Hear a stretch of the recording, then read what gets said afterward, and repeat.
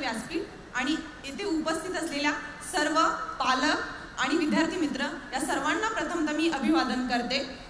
आणि सांगायची गोष्ट अशी की यशाचे हे सर्वजण वाटेकरी असतात, पण अपयशाला वाचा नसते। त्याचप्रमाणे अपयशाला तो स्वतः जबाबदार असतो। परिस्थिती कुठलीही समोर आली तरी त्या परिस्थितीशी लढता येतं आणि ती तयारी आपल्याला असायला हवी। मी जसं म्हणाले की यशाचे जे वाटेकरी असतात तर ते माझे कोण वाटेकरी आहेत हे मी थोडक्यात सांगते। माझ्या प्रवासाला सुरुवात 2014च्या ऑगस्ट पासून झाली। तिथपासून मी 1 वर्ष मी इंजिनिअरिंग झाल्यानंतर आई वडिलांकडे फक्त 1 वर्ष मागितलं होतं की मी काही करू शकते का, कारण की कसं होतं की आपलं 10वी पर्यंत खूप जास्त मार्क, आता प्रत्येकाने काही परिस्थिती सांगितली की ज्यांचे गुण फार कमी असतात पण ते खूप खडतर परिस्थितीतून पण वर येतात। पण माझे 10वीचे मार्क 94, 12वीला 90, मग हे सगळे मोरल इम्प्लिकेशन सुद्धा आपल्यावरती एक ओझं असतं असं की आपण काहीतरी करू शकतोय आणि हे सगळ्यांच्या इच्छा आहेत ते आपल्याला पूर्ण करायचे असतात। आणि तोच प्रयत्न करण्यासाठी मी पुण्यात आले ऑगस्टला। मी 2015ची कुठलीही प्री पास होऊ शकले नाही। मगाशीच कोणीतरी सांगितलं की क्लासची गरज असते, बरोबर आहे, पण मी कमर्शियल क्लास कुठलाच लावला नाही। मला असं वाटायचं की माझ्या घरच्यांची आहे आर्थिक परिस्थिती, ते भरू शकतात, पण मग मी स्वतः का करू शकत नाही? मी आधी ट्राय करेन, मी बघेन मी करू शकते का। मला जर वाटलं नाही करू शकत तर मग मी काहीतरी ऑप्शन शोधेन। मग 2015मध्ये मी कुठलीही प्री पास नाही झाली। त्यावेळी कुठलीही खचून न जाता मी एक ठरवलं होतं की पण अजून संधी गेलेली नाही, संधी समोर आहे, मी करू शकते।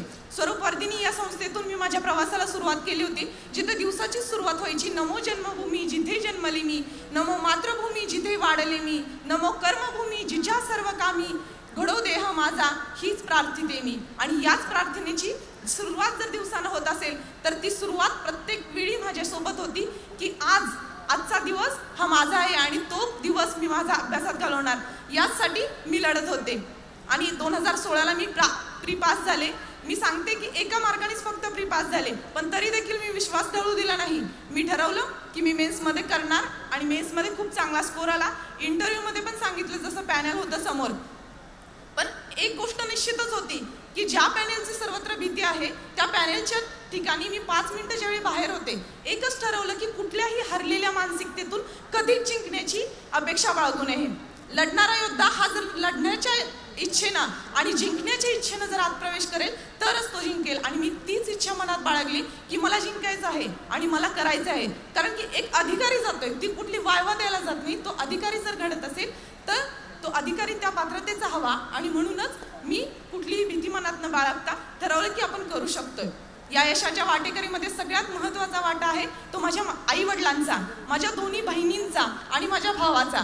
नमूद करायची गोष्ट अशी आहे की मी झरे, तालुका आटपाडी आणि जिल्हा सांगली मधली आहे।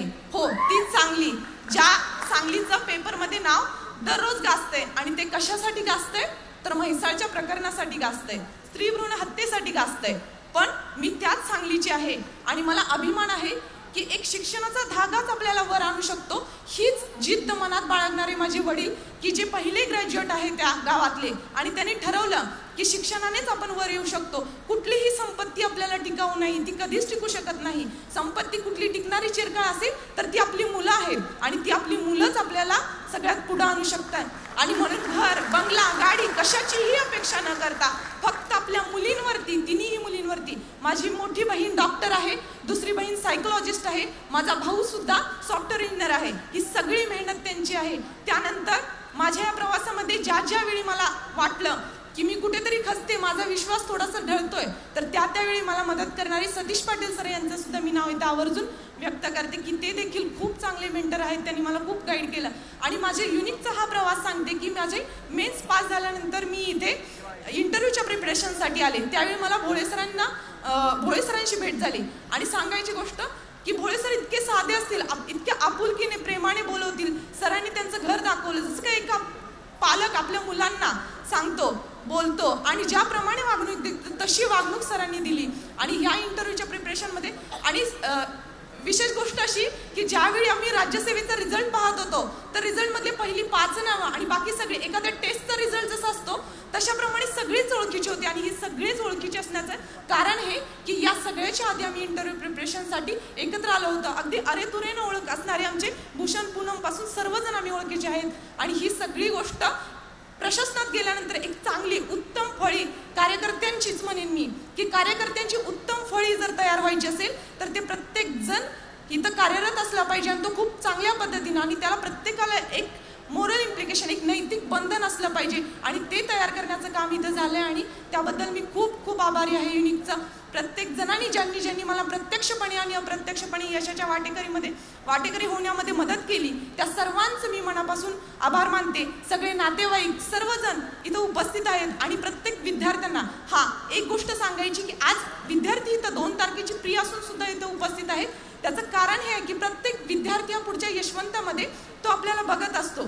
पण मी मित्रांनो सांगते की 2च वर्षाचा हा माझा फक्त प्रवास होता. प्रत्येक जण मला आता 5-6 वर्ष जे लढतायत ते म्हणायचे की तुझं कसं झालंय माहितीये का, तू आली, तू पाहिलं, बघितलं आणि तू जिंकलंस, असं झालं. आम्ही पंचवार्षिक योजनेत करतो, पण मित्रांनो तसं नसतं. हे अगदी छोट्या काळात पण करता येऊ शकतं. फक्त तुम्ही तुमच्यावरचा विश्वास ढळू देऊ नका. येणाऱ्या प्रीला सामोरे द्या, कारण प्री शिवाय काहीही पर्याय नाही. कारण की एखादं गेट ओपन होत नाही तोपर्यंत तुम्ही मेन्सला नाही, इंटरव्ह्यूला नाही, आणि मग यादीमध्ये तुमचं नाव. आणि सगळ्यात आनंदाचा क्षण तो तुमच्या आई वडिलांच्या डोळ्यातले जे अश्रू असतात, ते अश्रू जर बघण्याचा आणि इथे येऊन तुम्हाला बोलण्याची जर संधी मिळायची असेल तर येणाऱ्या परीक्षेसाठी तुम्हाला खूप खूप शुभेच्छा. सर्वांनी यशवंत व्हा, लवकरात लवकर व्हा, आणि हीच माझी इच्छा आहे. मी थोडक्यात बोलून इथं थांबते. धन्यवाद.